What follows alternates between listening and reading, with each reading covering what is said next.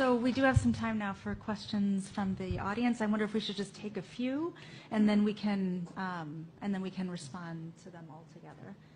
So, okay.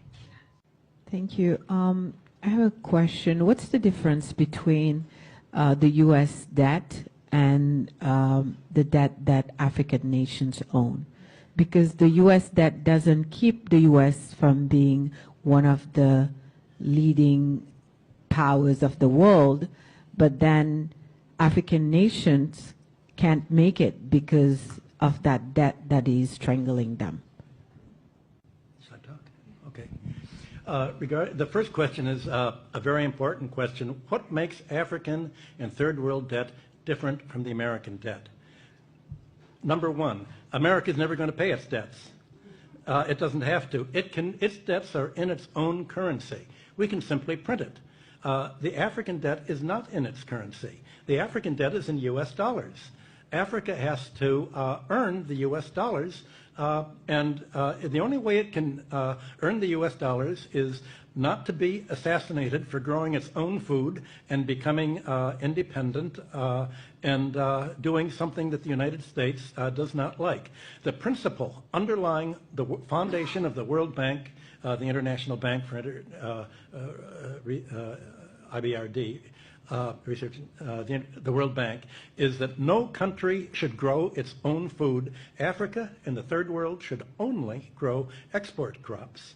To export, in order to have an oversupply of cocoa and other tropical raw materials, to keep down the price, they must buy their grain from the United States or Europe, so that if they do something that we don't like, we can do what America tried to do to China in the 60s. We can sanction them. We can say, we're going to starve you. We're going to not export any grain to you. So owing their foreign debt in dollars means that they have to somehow sell something that the United States wants, not what they want. I think the most evil organizations in the world today are the World Bank and the International Monetary Fund. And my book, Super Imperialism, that I wrote in 1972, is all about that. The largest purchasers of the book were the Defense Department and the CIA. I was immediately, the organization I worked for was given a $75,000, $85,000 Defense Department contract for me to come to explain to them how American imperialism worked, and they used it as a how to do it book. They thought it was just spontaneous. And I had written the book thinking that socialists in third world countries would do something about it, and indeed it was translated into Spanish and other languages. But it was really the Defense Department that applied most of this, and I was amazed when I was invited to the White House to explain how imperialism worked. And my boss said, we've run rings around the British imperialists. This is how to do it.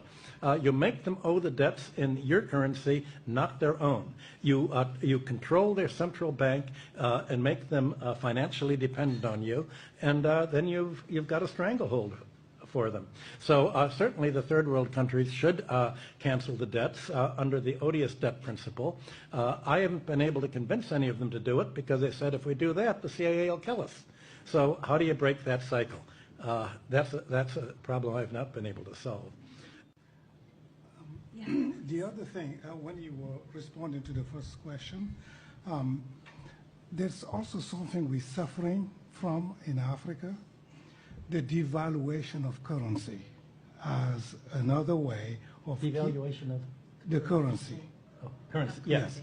As a way of keeping us dependent continuously. That's a good point. When a country devalues a currency, what are they devaluing? Well, you know, there's a world price for grain, a world price for aluminum, a world price for raw materials. The only thing that they can really devalue is the price of their labor. So when Africa or Latin America or Greece is told to, or America is told to devalue the currency, what that means is pay labor less. You have to squeeze out more to pay the top of the economic pyramid, to suck it all up to the top 10% or 1% or 0.1%. So devaluation is basically an anti-labor policy to prevent a domestic market and prosperity from developing. That is why China and Russia are saying, we don't want to be part of the dollar area. We want our own currency, and we'll only borrow in our own debt. Last time I went to China, it was a little annoying because they insisted in paying me in yuan, which all these little red bills that you have to go to a bank to turn in, and yet they said, well, we're following your advice. What do you complain about? So what could I do? It's a good idea, but at least they don't want any part of American sanctions.